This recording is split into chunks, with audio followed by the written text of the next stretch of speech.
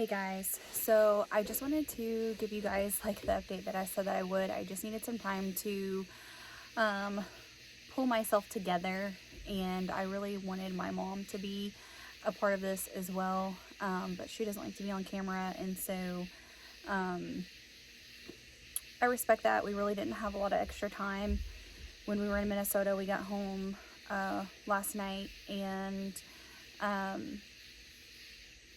so yeah, I'm just gonna, she sent everything to me, and I'm gonna do my best to explain it to you guys. So this is gonna be pretty lengthy. I'm gonna try to get through it as quickly as I can. I know a lot of people are just curious about like what I have and what all surgeries I've had done that has brought us up to this point. So I'm the youngest of 4, and none of my siblings have anything wrong with them. Neither do my parents. Thankfully, the disease that I have is not hereditary. So my kids are fine as well. They've had, they both have had a heart echo done during my pregnancy, and once they were born up until this point, they have not shown any signs of, you know, any physical struggle, you know, any disease of any kind. So I was born with ebsteinsanomaly, and I just want to start by saying that this is my story, and that everyone with Epstein's is different. I have met 4 people, 2 people in person, one in Minnesota, one in Louisville, and 2 people online that have Epstein's, and none of them have had to have surgery yet. So there's just different like severities of it, and you know, unfortunately mine is just really severe. And so I just wanted to start off by saying that not everyone with Epstein's has surgery or has it to the severity that I do. So when my mom was pregnant with me, they had no idea that anything was wrong. When I was born, you know, that's when they found out. I was completely blue, and you know, they gave me oxygen obviously, but realized quickly that you know, it was far more than just needing oxygen. So at 3 days old, I had my first open heart surgery, and they were just going in to see like what was wrong. At 10 days old, on the left side, so if you know me really well and you've ever seen me with a tank top on or a bathing suit, I have scars on both sides, starting like at the top, and they go all the way around. So when I'm talking about like going through my back and the sides, those surgeries are performed that way. So at 10 days old, on the left side of my back, that is where they went in and they put what's called a Blaylock shunt in the pulmonary artery. At 17 months old, they did the Glenn shunt on the right side. So all the blood from like my shoulders, like here to my shoulders, went directly to my lungs into the pulmonary artery. In 94, they repaired the artery where the shunt was because it had gotten narrow. In November of 94, I had another open heart surgery to replace the tricuspid valve with a cow valve. I think she might have meant pig, but either way, they closed a hole between the chambers of my heart, and they discontinued the Blaylock shunt. They also revised the Glenn shunt, so the blood from my shoulders up went to the left and the right pulmonary arteries that carry the blood to the lungs. And so then that brings me up to like my adulthood. But I did want to kind of share a little bit more in depth before I get to my adulthood. So I went to Mayoclinic for the first time when I was 7. I was about to turn 8. And Louisville just couldn't do anything else for me. They just told my parents there was nothing else. So they asked for a second opinion, and we were told to go to Mayoclinic if there was any hope for them to save my life. Up until this point, I was blue, like, pretty much all over, but especially in, like, my lips and my fingers. As far as, like, school goes, I had to be carried around a lot, to, like, recess, lunch, like, all these things. There was even times that my mom would come to the school and, like, assist me, with doing all these things. If they didn't have like an aid or an extra aid or whatever. So my oxygen stayed like really low, and there was just a lot of complications from the time I was born up into the time that I went to Minnesota. And they gave my parents basically like no hope for me to live, and as time went on, it was basically the same thing, but God is writing my story. So that's like a very short version of everything that happened whenever I was from a child all the way up into May of 2016. And this was, Matt and I got married in 2014. Not long after we had gotten married, I became like very sick for a long time. I didn't tell anyone. I thought I was just having a lot of stomach issues. And it got to the point where I was having migraines every day. I was vomiting every day. I was missing work. I had to get on FMLA for my migraines because it was horrible, along with all the stomach issues, and I couldn't eat. I was very sick, and I was like going to all these different specialists for my stomach, thinking it was that the whole time. And then whenever we got the results back from all the stomach stuff, they told me that I needed to see my heart doctor. And my mom had actually went with me to that visit, and I told my mom that they were crazy. That was not my heart. They didn't know what they were talking about.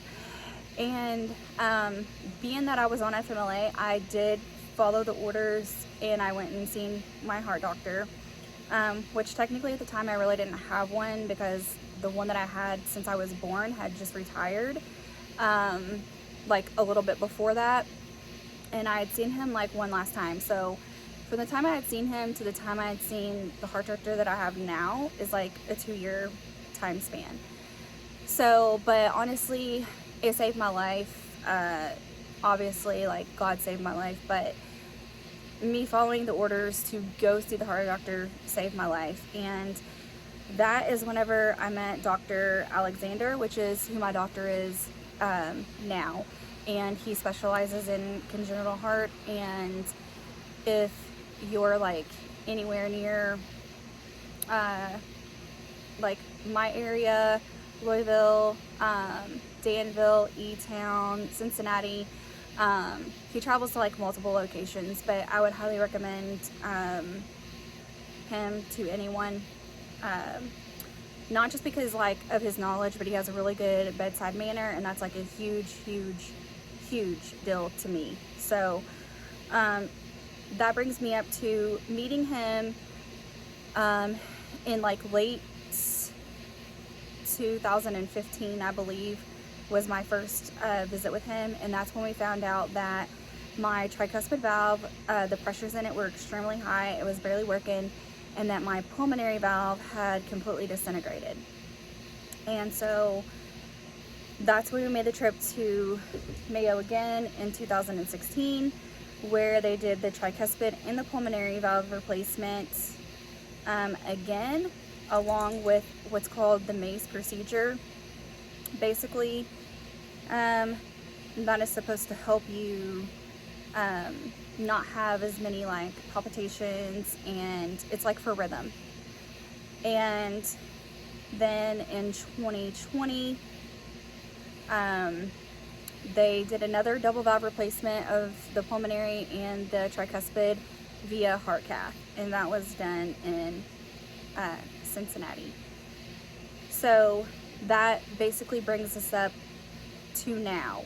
In 2016 though, we had found out that my liver was extremely enlarged. If you've been following for some time, they thought I had cirrhosis of the liver. They called the surgery off. Then they found out that it wasn't cirrhosis, it was just extremely enlarged, and then I ended up getting the surgery. And I was fine up until 2020 after I had Bentley, and things just, like, a couple months after I had him, I just started noticing like repeating pattern of like how I was feeling, and that's when we came home early in October, and then I had the double valve replacement via heart cath in 2020. So that brings us up to, like, obviously I've been seeing my cardiologist here like all this time, and there's been talks of like pacemaker and like revision of the Glenn shunt, because obviously I've had it since I was very young, and it's gotten bigger over time, and the blood, it is still like going to where it's supposed to be, but the blood is like swirling around before it goes to the places it's supposed to be.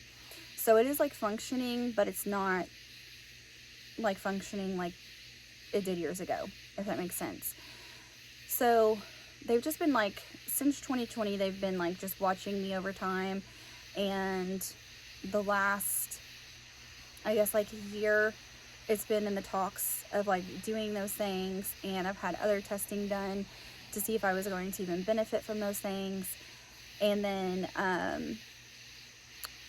Mayo wanted me to come see them because it's been like 3 years since I've been there, and because after, I think it was like in 21 or 22, I did go there, and I seen Dr. Warren's because she was retiring, and she wanted to see me before that time, and everything looked pretty good considering at that time. And so, like, over the last year, there's just been talks of like different things and how we can improve my quality of life, like my everyday life. And like I said before, this is like not things that I openly talk about, just because I try to just remain a very positive person, and I feel like I have a really normal life, you know, like I work a job, I have kids, and, you know, I take care of my home on my own, you know, all these things. Like, I don't need any assistance, and even though I do have struggles, it's not something that I just like get on social media and I talk about, or that I even talk about every day to people that I'm close with. Like, it's just not who I am. But over the last, especially several months, there's just been like a rapid decline in how I feel. At first it started out where like the palpitations, the shortness of breath, the headaches, the dizziness, my heart like racing and then like slowing down quickly. Like, those things were like very sporadic, and I guess like over a year it's been like more and more to where the last few months it's like an everyday thing for me, and it's a multiple time day thing for me. And it obviously affects my energy, and you know, it affects a lot of things. But so a few months ago, I also noticed that my heart would stop beating, and the first time that ever happened, I was here by myself, and I just like literally could feel my heart, and then I couldn't. And that has also been something that has been happening more and more frequent. So going to Minnesota this time, I really just had hopes that they would be able to do something to manage my everyday struggles, because it is so like frequent now, like multiple times a day. Like this morning I woke up, before I even got out of bed, my heart was racing and palpitating, and I just felt really weak, and I got up and had to go lay back down, just like the shortness of breath. And it's like, I never know, like some days I get up and I'm perfectly fine.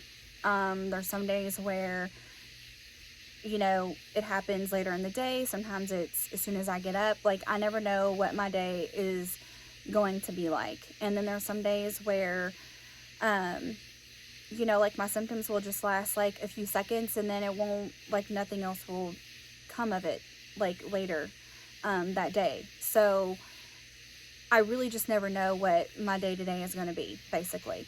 And going to Minnesota, I just had like hopes that there would be some, whether it was a surgery or like something that they could do to manage my symptoms so that I can do more in my everyday life and just feel better. And I have like a lot of headaches because of the Glen shunt, and I have a lot of stomach issues because of the lack of blood flow.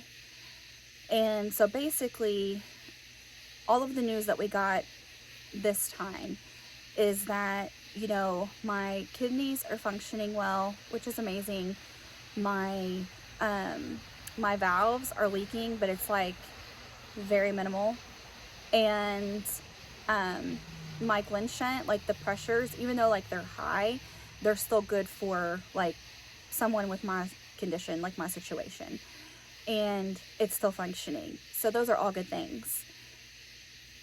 The bad thing is just that there is nothing they can do for me to manage my symptoms. We've tried a couple different medications already, and they have not been of benefit to me. So obviously I think, you know, I'm going to see Dr. Alexander next week, and he's going to be setting up for me to see the liver specialist, and they wanted me, Mayo Clinic wanted me to have another MRI, so we're going to do that. Maybe talk about some other medications that we can try. But my condition is where the right side of your heart does not develop, and there's just not a lot of medications out there for the right side of the heart. Obviously, it doesn't mean that there will never be, because technology is always, you know, growing, but right now in this moment there isn't. So basically the news that I got is that my liver, it is enlarged, but it's now showing signs of disease, liver disease. So they want me to see a liver specialist going forward to manage that. And the next step for me would be the heart transplant, and just deciding on when the right time would be to pursue that. And, you know, if you know anything about heart transplant, or any transplant for that matter, there's a lot of testing that you have to do beforehand. There's a lot of things that you have to pass to even be, you know, eligible for a transplant. And it's kind of like we're in between that, like when is too soon, when is too late. And so that's the, you know, they're just going to be monitoring that going forward, because they obviously don't want me to be too sick to where I get denied the transplant, because they wouldn't feel like I was healthy enough to go through it.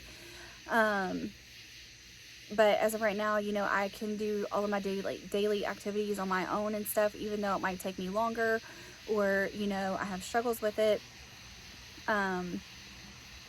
You know, all in all, I can still live my life as my normal. It obviously was devastating to me to hear that there isn't anything they can do to help me with my everyday life, you know, right now. And that the next step would obviously be the heart transplant, and then possibly the liver transplant, depending on how bad my liver got until, you know, that time came. And so, like I said before, you know, while there was good news, there's also bad news. And I don't think anybody in any situation is just waiting for the doctor to say, like, oh, the next thing is a transplant. I don't think anybody is, you know, ready to hear that or wanting to hear that. And so that was very hard for me. And you know, they have talked about a transplant several different times, you know, in the past, but there was other options at that time, and just knowing that there is not other options at this time, it is devastating. And, you know, obviously, like, my kids are still young and they're very active, and it's getting harder and harder for me to keep up with them and, you know, play with them and do activities with them like I would want to. And so, you know, obviously, God is in control. He can heal me tomorrow. You know, he can heal me right now if he wanted to. You know, I could go into the doctor next week and they do a scan and the right side of my heart is completely normal. You know, he's God, he can do whatever. But this is just like the really raw truth of it all. And, you know, I don't want to leave anybody in the dark or make you believe that, that everything's fine and that, you know, like, I'm perfect and things are going really well. That, you know, that just isn't the case. You know, while I'm thankful in this moment that I can do, you know, everything on my own right now, obviously, as a mom, I do look at the future, and what that would look like for me and for my kids, and just like the heart transplant process, and especially if it would have to be a liver as well. And so obviously a lot of things are weighing on my mind, and but I did want to just give you guys a more in-depth, you know, update like I told you that I would, and just different things that I've had done, and kind of like where we are now. And basically the next steps are just, I'm going to see my doctor next week. We're going to go from there, and Mayo wants me to follow up in a year and repeat all the testing that I had done this time. And then they want me to meet with the transplant team at that time, I guess, to like get evaluated to see if I would be ready to start the process, basically. Or if they felt like I wasn't at the point yet. Like I said, it's very tricky to determine that. But that is all for now. Thank you so much for watching. If you haven't to this point, if you have any questions, you can just ask me and I will answer them. If I don't know the answer, I'll ask my mom, because she obviously would be able to tell you guys this way more in depth than, you know, what I have. But basically, I've had multiple surgeries, multiple valve replacements, my arteries rerouted, a Blaylock shunt taken away to a Glenn shunt, and the right side of my heart is very enlarged and it barely pumps blood. And the reason that I'm having all of these symptoms that I am as an everyday thing is the fact that the blood is not like going up and around and coming back the way it should, like quick enough. So that's why it's causing all of my issues, and the only way to fix that would be the transplant. So thank you for your prayers. I'm sorry I've not got back to anybody. I just needed a couple days to pull myself together and you know, spend time with my family today whenever I got home, because I got home late yesterday. But thank you for your prayers and your concerns, your calls, your texts. Like, everyone's been reaching out. I appreciate it. I know my family appreciates it. My parents appreciate it. And just, you know, if you can continue to pray for me and just like my quality of life now, and obviously for a miracle, a healing, and that I can keep my heart that I have as long as possible. So I won't have to go through the transplant. You know, I would love to not have to go through that for many years now. And I know that God is able and that He's willing. So thank you for your time, and thank you for watching.